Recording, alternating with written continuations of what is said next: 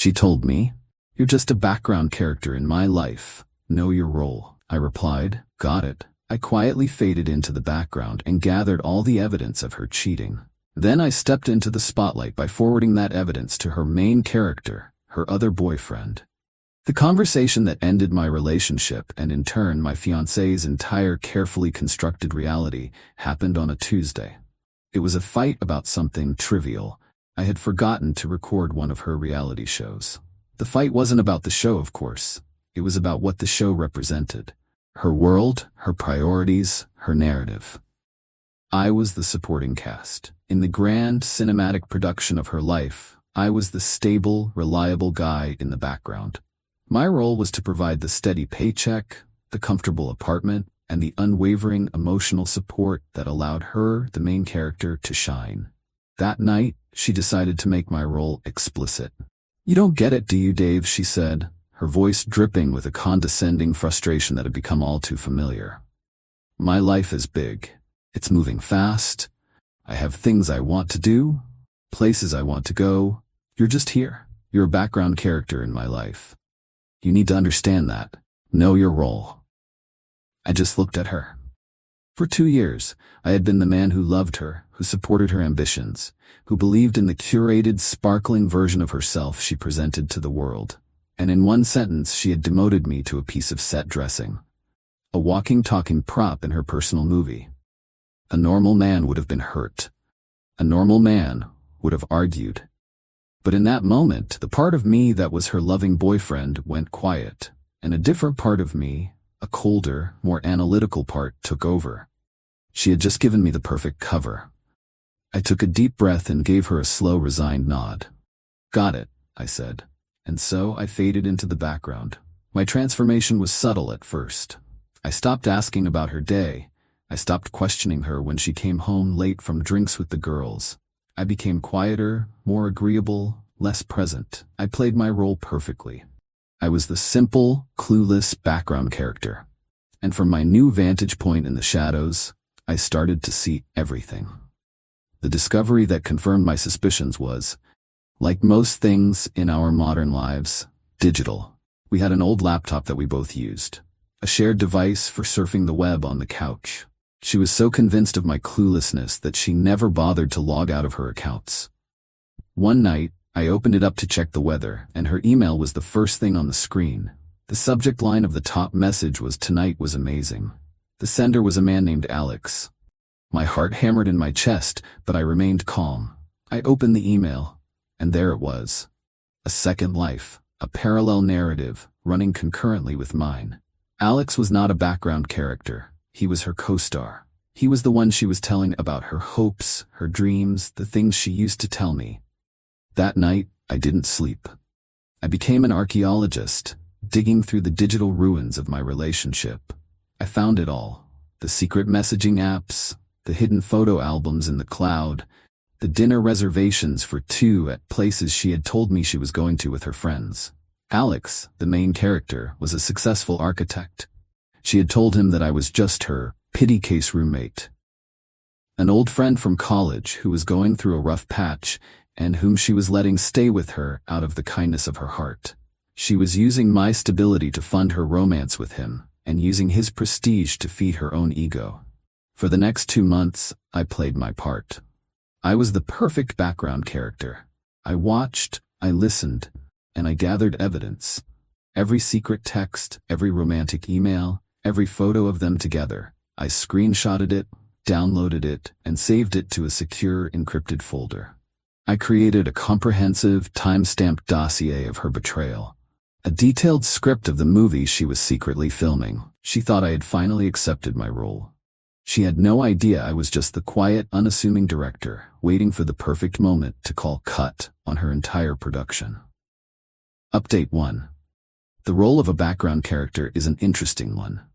You are present, but not seen. You are there, but not considered. This status, which my fiancée Amelia had so cruelly assigned to me, became my greatest strategic advantage. Because she did not consider me a factor in her grand narrative, she became careless. She left her digital life open like an unlocked diary, completely confident that the clueless roommate would never think to read it. I spent 2 months meticulously compiling my dossier. It was a grim, soul-crushing process. I saw their lovey-dovey texts, their plans for weekend getaways that she had told me were work trips, and most painfully, their conversations about me. Alex would ask about the roommate, and Amelia would sigh and talk about how she couldn't wait for me to get back on my feet so she could have her place to herself. All while living in an apartment where I paid 2/3 of the rent. The final piece of evidence I needed was a financial one. I logged into our shared credit card account, the one I paid off every month, and I found it. A charge for a boutique hotel in the wine country from a month ago. A charge for $200 at a jewelry store for a bracelet I had never seen. I cross-referenced the dates with her text to Alex. The hotel was for his birthday. The bracelet was his gift. She was using my money to buy her other boyfriend presents. That was it. I now had the complete story. Emotional cheating, physical cheating, and financial fraud. The dossier was complete. It was time to introduce the main character to the background character's story. I spent an entire evening crafting the email. It had to be perfect. It couldn't be angry or emotional. That would make me look like a jealous, spurned lover. It had to be calm, factual, and almost sympathetic. I was not the villain. I was a fellow victim, a whistleblower. I found Alex's email address through his company's website. The subject line of my email was simple: a private and sensitive matter regarding Amelia. The body of the email was short and to the point. Alex, I wrote. You and I have never met, but I believe we have been in a relationship with the same woman for the past several months. My name is David, and I am Amelia's live-in partner of 2 years. I have reason to believe that she has been fundamentally dishonest with both of us about the nature of our respective relationships. I have no desire to cause unnecessary drama, but I believe you have a right to the full truth before you make any further emotional or financial investments. Attached, you will find a secure, password-protected file containing a collection of documents from the past year. The password is truth. I am truly sorry to be the one to deliver this information. I wish you the best. I attached the meticulously organized zip file. It contains subfolders: communications with David me, communications with Alex you, conflicting schedules, financial discrepancies. It was a professional, undeniable presentation of her deception. I hit send. Then I packed a small overnight bag, left the apartment, and went to a hotel. I needed to be off-site when the bomb went off. My phone started blowing up about an hour later. The first call was from a number I didn't recognize. I knew it was Alex. I let it go to voicemail. The message he left was short and choked. "Oh my God," was all he said. Then came the storm from Amelia, a relentless barrage of texts and calls. "What did you do? Alex just sent me a bunch of screenshots. Where did you get those? You were spying on me.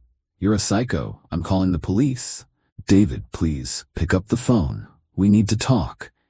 You don't understand." I didn't answer. I just sat in my quiet hotel room and let her panic. She had cast me as a background character, a non-entity. She was now discovering that the quietest person in the room is often the one who hears every secret. I went back to the apartment the next morning. She was there, her eyes red and swollen, her face a mask of rage and terror. She started screaming the moment I walked in the door. I let her scream until she was hoarse. When she finally wound down, I spoke, my voice calm and final. "You assigned me a role, Amelia," I said. "You told me to be a background character." I was. Background characters are great observers. They see the whole story, not just the parts the main character wants them to see. And the story I saw was one of deceit and betrayal. I walked over to the closet and pulled out a stack of empty boxes. "The main character of your story, Alex, now knows the truth. I believe your partnership has been dissolved. And as for this background character, my role in your movie is now officially over." I dropped the boxes at her feet. "This is my apartment. The lease is in my name. You have 24 hours to pack your things and leave. Know your role." Update 2. The 24 hours following my ultimatum were a tense, miserable spectacle of a life unraveling in real time. Amelia did not pack with quiet dignity. She packed with a soundtrack of sobs, muttered curses, and a series of frantic, whispered phone calls to anyone she thought would listen. Her first calls were to her friends, trying to spin a narrative where I was the villain, a jealous, paranoid stalker who had hacked her accounts to frame her. It might have worked, if not for the sheer volume and specificity of the evidence I had unleashed. The story wasn't just "Dave is mad." It was "Dave has time-stamped, photographic, and financial proof of a year-long, multifaceted deception." Her friends, faced with the irrefutable truth, offered her sympathy but not support. No one wanted to be a character witness for a story that was so clearly a lie. Her next call was to her parents. This one was more successful, in a way. They were of course horrified, but their primary loyalty was to their daughter. Her father called me, demanding I be reasonable and give her more time. "With all due respect, sir," I said calmly, "your daughter has been living a lie in my home for over a year. She was actively defrauding me, using my money to fund a relationship with another man, to whom she was describing me as her pity case roommate. I think 24 hours is more than reasonable. It's generous." He didn't have a good answer for that.